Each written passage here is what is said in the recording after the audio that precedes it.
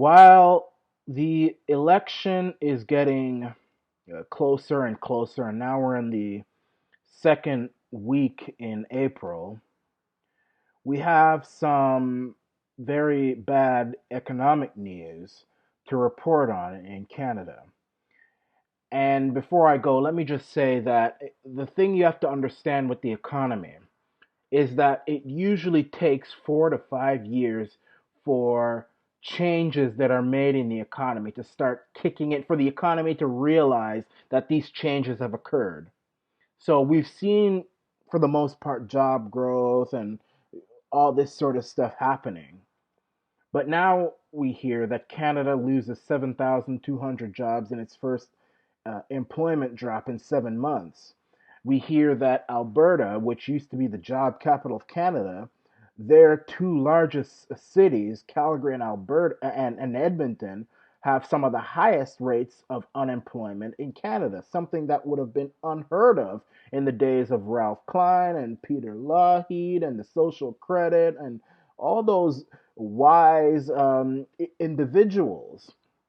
That was unheard of. Now it looks like Alberta and much of the West is going to go the way of the maritime provinces, Newfoundland, New Brunswick, Nova Scotia. I mean, if you were to take all those countries and make them its own nation, it'd probably be a third world country. I'm telling you. But the thing is that it looks like the economy has now started to realize that Justin the Tackhead, Matt, that is son of Satan, quasi-Zionist Trudeau, his policies, they've just realized his policy changes. And so now they're reacting to it. Now, I'm not talking about the stock market.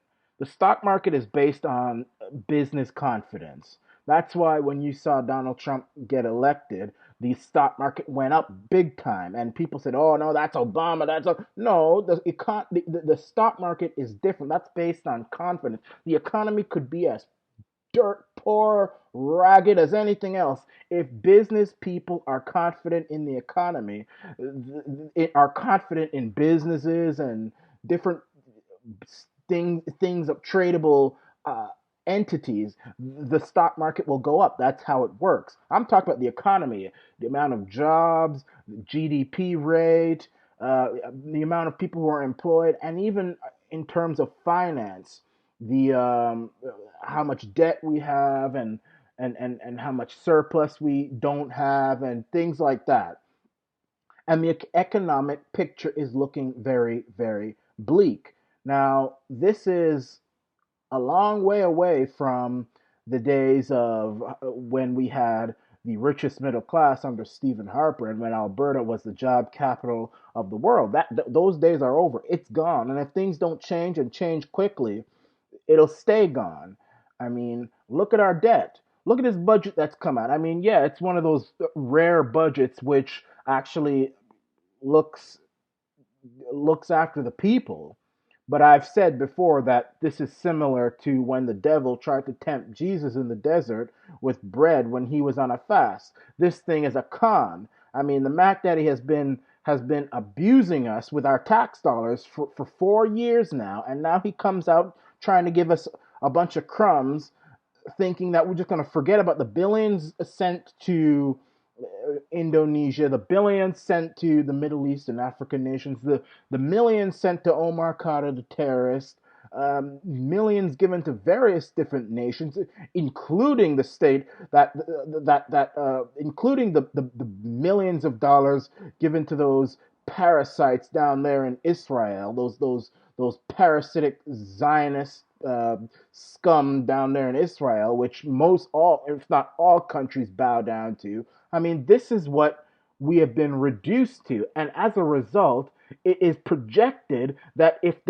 this present economic practices stay in the next 30 to 40 years, our debt is going to be in the trillions, which has never happened before. We are reaching Greek like numbers. I mean, sooner or later, the central bankers and the debt pimps who profit from our debt, many of them Zionists, in fact, probably all of them are Zionist parasites, they're going to come knocking. We're not going to have the money, and they're going to put us in bankruptcy just like they did to Greece. So this is what's happening right now.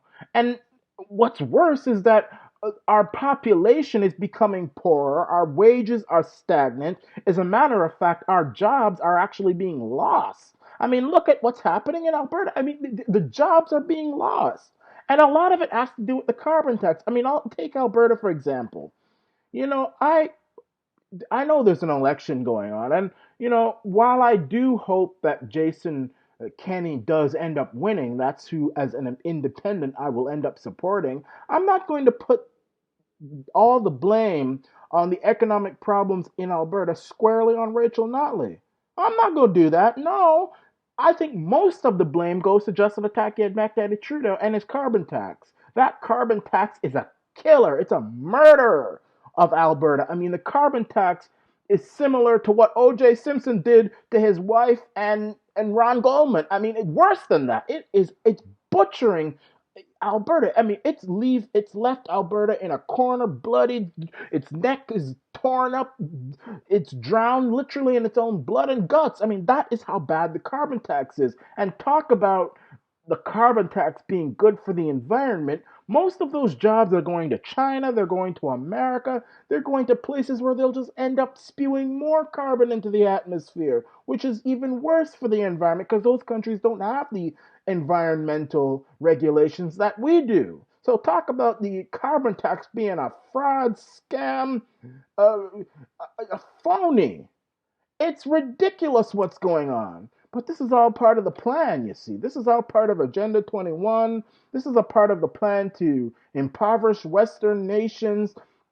I mean, it's really sad, and I don't know if things are actually going to change. I mean, we see that most Canadians are starting to turn on Tacky and Mac Daddy. I mean, he's lost what, two, three of his prostitutes, Jody, former prostitutes, Jody Wilson-Raybould, Jane Philpott, what's her name? That one that looked like she's from the Cosby Show. Selena Caesar Chavane.